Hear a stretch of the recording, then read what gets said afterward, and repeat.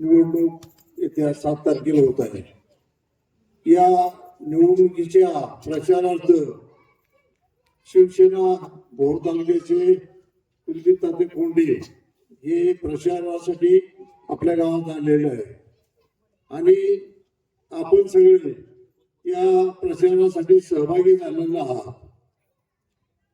तरी मी सर्वांचं आभार मानतो आणि थोडक्यात सांगतो तात्या की आम्हाला तिकीट मागितलं होतं.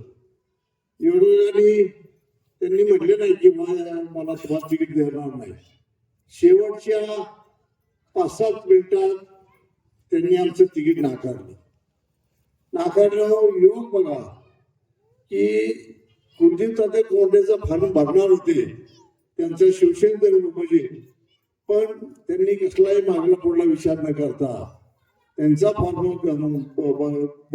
भरायचा ठेवला आणि आपल्या फॉर्मला एबी फॉर्म जोडला.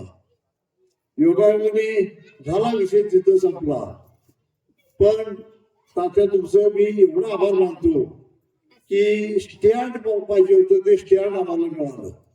आमची एवढी इच्छा होती की कुठलं तिथं नाही नाकारलं तिथं. आणि दुसरं सांगायचं म्हणजे तुम्हाला सांगतात त्या की ही 4, 5, 6 गाव कसल्या पद्धती अगदी नाहीतरी 80-90% आम्हाला मतदान करणार आहे.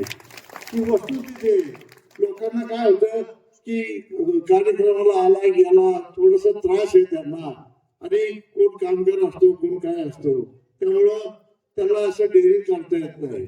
आणि म्हणून आजच्या सभेला कसं होतं की जी गर्दी व्हायला पाहिजे होती ती होऊ शकत नाही. त्याला कारण असं आहे की आमच्या घरातली माणसं, आमच्या रक्ताची माणसं त्यांना बाहेर पडता येत नाही.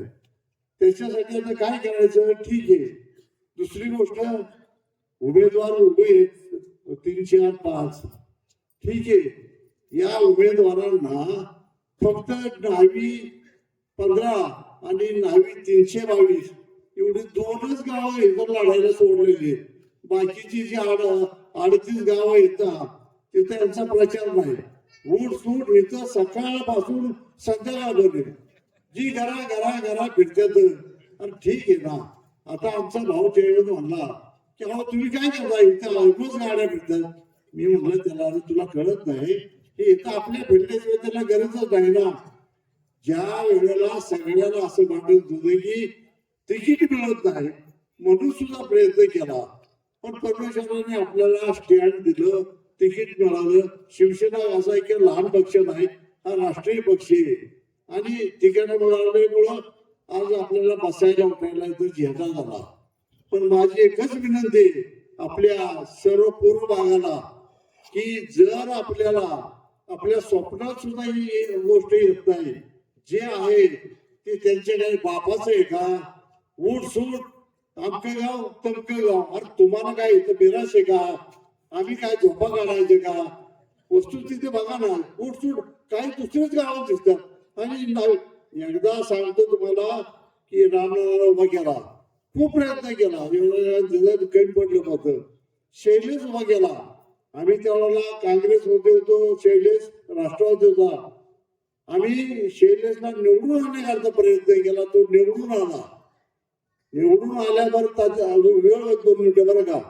निवडून आल्यानंतर त्याला सभापती करायचा होता, सभापती सुद्धा त्याला करता नाही आला. शेवटी अगदी वैतागून रडला, पण त्याला सभापती मिळाला नाही. आता हा द्वेष आमचा नाही, पण आज हे पूर्व भागात आपल्याला आलेले आपले दोन्ही उमेदवार आहेत.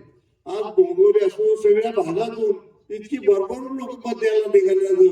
फक्त तुम्ही गावाने काय ना आम्ही कसल्यापर्यंत आपल्या पूर्व भागातल्या सीटा निवडून आणणार एवढी सभा आणि तुमची ताकद, त्याच्याशिवाय निवडणुका लढता येत नाही.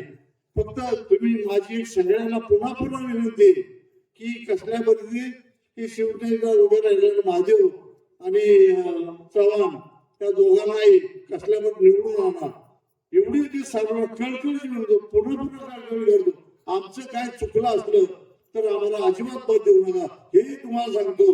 आमची विनंती, आम्ही विनंती करायला आलोया कारण की मी जिथं जिथं निवडणूक लढवतो ना तर मी कधी मागे राखत नाही. वैशिष्ट्य म्हणजे मला एकदा 82 निवडणूक लढवायला लावलं. वास्तविक आमचा काही संबंध नव्हता, तरी तिथं माझे 50 लाख रुपये घेतले. मी काय रडत बसलो नाही. आणि मी सांगितलं शैलेश होता निकाल आपल्या विरुद्ध जाणार नाही. मी सांगितलं जर निकालाला गेला आणि तिथं जर समजा कोणाच्या डोळ्यात पाणी तर सांगितलं ना आणि पैसे आपण कमावतो आपल्याला पराजय आहे ठरलेला आहे. कारण की 4 दिवसात काही निवडून नाही. योगायोगाने बघा आपला पराजय होता, पराजय झाला, पण पोरं अजिबात हसत आली, तेवढं समाधान झालं. पण ह्याच्यापेक्षा आपण मन मोठं करायचे किती. तर माझी सर्वांना कळकळीची विनंती, नागेश्वर पात्राने 322 साडे टापरेवाडी, पेंडवाडी, बोंबोली, भांबवडे, वाठार, गुण या सगळ्या लोकांनी कसल्याही परिस्थितीत आपले उमेदवार निवडून आणा एवढीच कोणाची विनंती करतो आणि मी रजा येतो. जय जय महाराष्ट्र.